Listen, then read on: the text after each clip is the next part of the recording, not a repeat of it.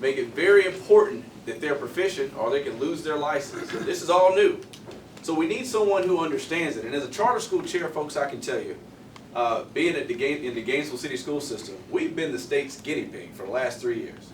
Everything that the state is rolling out now, we've had to deal with it the last 3 years and figure it out and try to help the rest of the state understand what's coming down the pike. And I want to tell you what's important about charter schools for those who don't know about conversions. By law, we're a third business leaders, a third teachers, and a third parents. And we make the decisions around a table about what's important for our children. And I give an example about why that's important.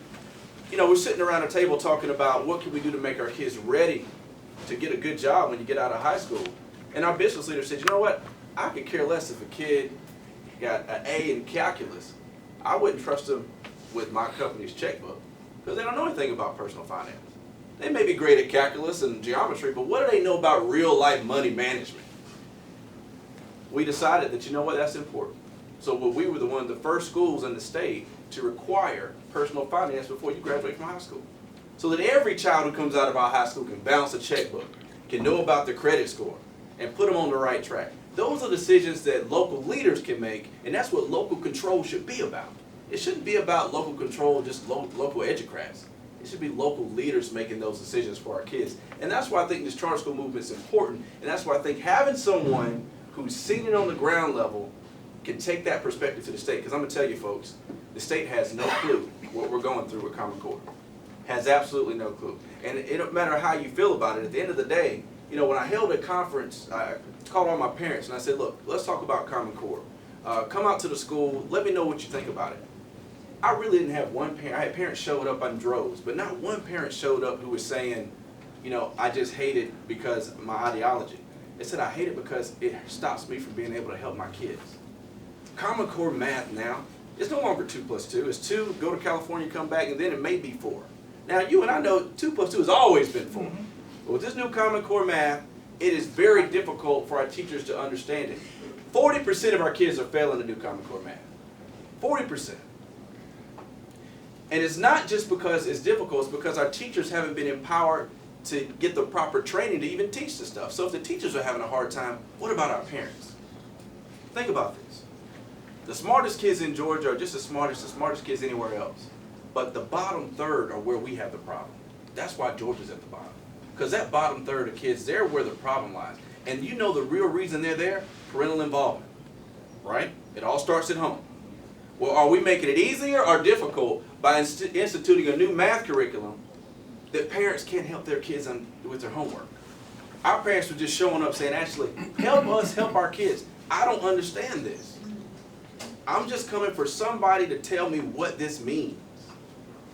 And I'll tell you why that matters. You know, Lauren and I, 10 years ago, when I was finishing law school at Georgia, we were approached by our superintendent. Our superintendent came to us, he said, look, I'm going to all the churches, especially the minority churches where we have poor kids in poverty that are not graduating. And I'm saying, look, I need you to engage with our school system. We need you to be involved so we can get that bottom third up, to get those kids elevated and graduated.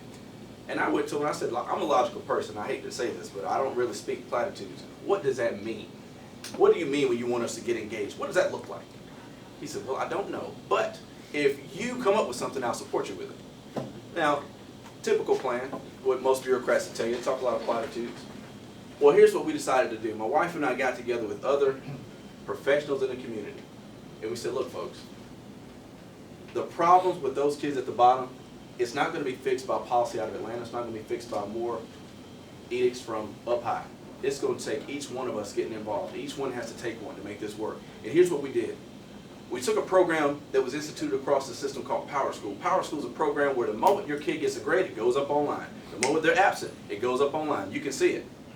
So I went to young professionals and I said, look, I took a kid like Jason. I said, you sit at a computer 20 hours a week. Give me 1 hour a week. I'm going to assign you 2 or 3 kids to monitor and check their grades for them. Because I guarantee you their parents aren't.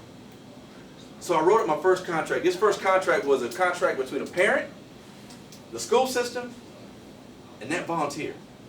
And I had that volunteer like Jason call that parent and say, look, I know you may have 2 or 3 jobs and don't have time to make parent-teacher meetings. I know things may be difficult and you can't check your kids' grades on time. But I'll do it for you twice a week, and I'll call you and let you know what's going on. So maybe we can stop the problem before it gets too far. And every parent took that opportunity. Every parent said, you know what, you're right. I'll admit, I don't have the time. There's a lot of reasons stopping me from helping my kid, but I'll take the extra help if you'll help. So they signed this contract. And first week, our school superintendent said, look, Ashley, I'm going to give you 48 kids to start off with. Just see how this works. So we called all those kids and we called all those teachers. And we said, you know what? Help's on the way. Teacher, I know this kid's been a problem. I know this kid may not have been in a situation to pass the test for whatever reason, but we're going to help him, and we're going to tell him the first thing, there's only one rule. Failure is not an option. Now, you know with your kids, you have that attitude towards your kids. You look at them and you tell them, failure is not an option with you. We're going to get this done. We wanted to put someone in that child's life to say failure is not an option. And here's what we found. First week we had a kid had 3 zeros out of nowhere. Just 3 zeros back to back to back. So what our volunteer did, they called the parent and they said, look, Johnny's got 3 zeros. What happened? Did he miss every question on the homework? And she said, no, I saw him doing the homework yesterday. He was at the kitchen table doing it. But anybody else got a 14, 15-year-old can think probably what happened? What do you think? Didn't turn it in. Exactly. Exactly. It happens. So Johnny didn't turn in the homework. The Jason will call the teacher and say, look, you know, he did it. It's in his book bag. I know he didn't turn it in. I'm going to stay on him next time to make sure he turns it in. Can he get some partial credit or can he do it over? And so then at this point, Jason texts the kid, calls the kid, look, I'm going to call you tomorrow and make sure you checked your homework. That's the first time somebody ever really told that kid, I'm going to be checking on you, making sure you're doing what you're supposed to do. Complete change of the tide. And sometimes it'd be worse than that. We had a kid that was failing all of a sudden. He was a pretty good C student, but all of a sudden his grades start tanking. So our volunteer calls the mom and says, look, what's been going on? His grades are tanking. He usually is a C, D student. She says, you know, Ashley, my lights have been off for the last 3 days. And when he comes home, I got little kids, and the TV pretty much babysits everybody. And with the TV off and no power on, it's just chaotic. Give me till the first of the month. Everything will be back together. We'll figure it out. First thing we told that mother is, don't worry about it.